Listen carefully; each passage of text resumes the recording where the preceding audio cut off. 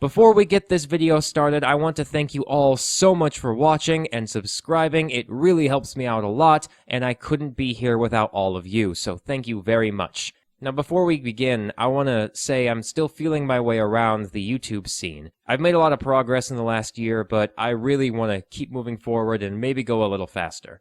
So, I decided to run a little experiment. Over the next few weeks, I'm going to be talking about dragons, of course, but this time I'm going to be splitting each dragon into 2 videos. The first video will be a narrative encounter, like this one, where it's basically just a story, something a DM might use as an adventure hook to get the party interested in hunting down a dragon. The next video will be more traditional lore about where the dragon lives and what it does, what it likes to hoard, how it fights, that kind of thing. I'm really excited to share this all with you guys, so let's get started and get into the narrative story of a young fisherman's encounter with a bronze dragon.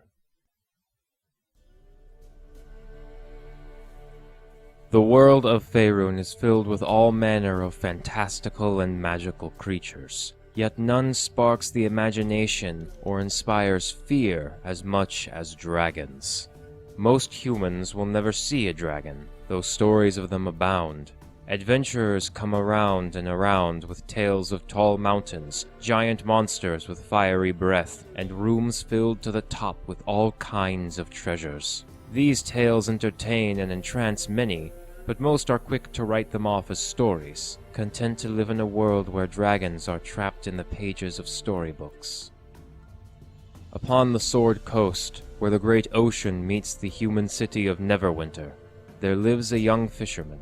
He has been fishing these waters since he was a boy, but has always dreamed of adventure, going places beyond his small boat, beyond his small shack outside the city walls, and more than anything, he dreamed of seeing dragons. Like many, he had heard the stories of these greatest of magical creatures, frequenting the great library to read about the myths and legends regarding them.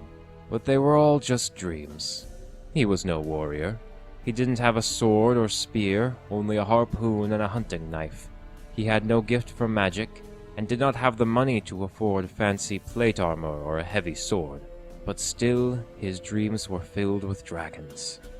His waking hours were filled with the salty taste of the seas, chill winds from the north, and the smell of fish and crab. Unlike most fishermen, he did not have any good stories. His boat was not large enough to sail too far from the coast, and his waters were quiet. There weren't even any sharks. His whole life he'd never seen a single shark in these waters. But there were plenty of seagulls. Their wailing was the only conversation he had, and the birds trying to steal his catch his only entertainment. Save for one odd little bird that would perch on the side of the fisherman's boat and quietly watch him. It never stole his fish, and hardly ever wailed or squawked. The young fisherman thought of him as a fishing companion, and named him Salty. Salty was not entirely odd, however. Like all other birds, he loved shiny things, especially the 1 gold coin that the fisherman held. Whenever he took it out of his pocket and rubbed it between his fingers, the bird would stare intensely at the coin. One day, the young fisherman pulled something incredible from the water. Instead of crab, octopus, or sea bass, he found a pearl in his net. A large pearl, twice the size of gambling dice, with a perfect pale white sheen and a smooth surface that reflected the light of the sun like mirror glass.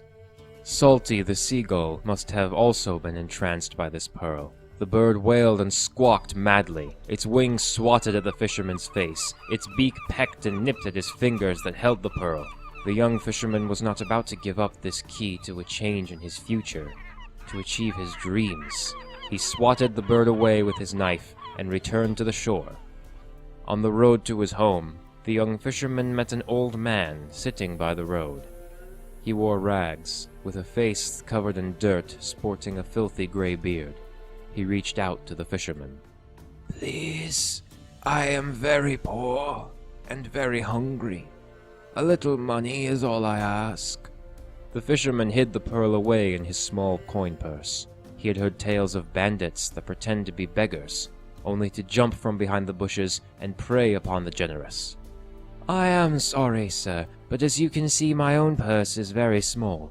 I have nothing I am able to give."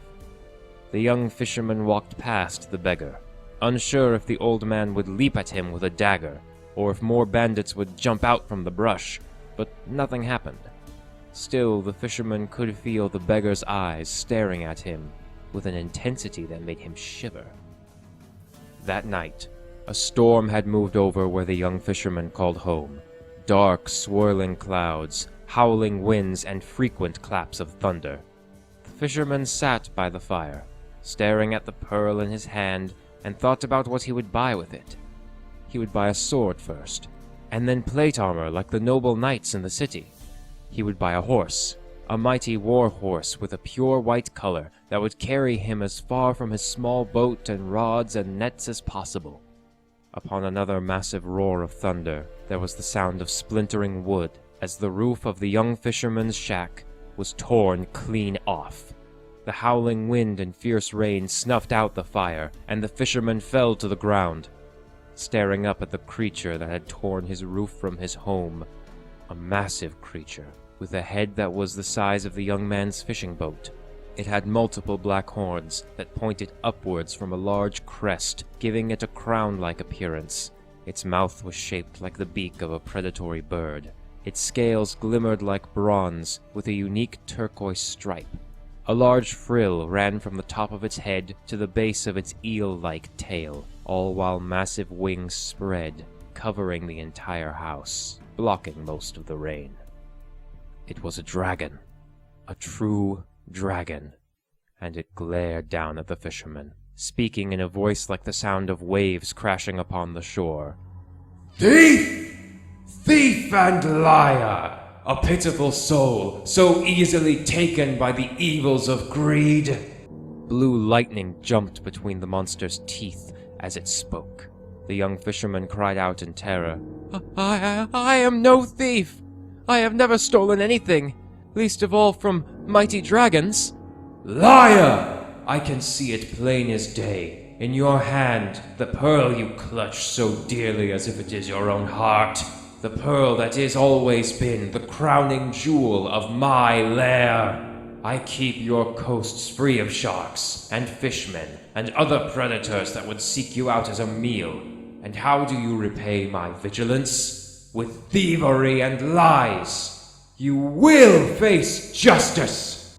The young fisherman threw himself to his knees. "Please, have mercy, great dragon of the stormy coast." Overwhelmed with fear, the young fisherman fell unconscious as he stared into the piercing bronze eyes of the dragon. When he next awoke, it was to the sound of seagulls. His eyes were greeted with a bright, warm sun, a sandy beach with palm trees, and ocean all around him. Was he dead? Had the dragon eaten him, and now his soul is in some bizarre tropical afterlife? The hunger from his rumbling belly told the fisherman he was still very much alive. Alive and stranded on a strange island, with no small boat, no rods and no fishing nets, and no pearl. Only immense clawed footprints left behind by the dragon that carried him here. In time, the young fisherman would be found by a cargo ship. He still dreamed of dragons since that day. Only now he dreamed of how to slay dragons.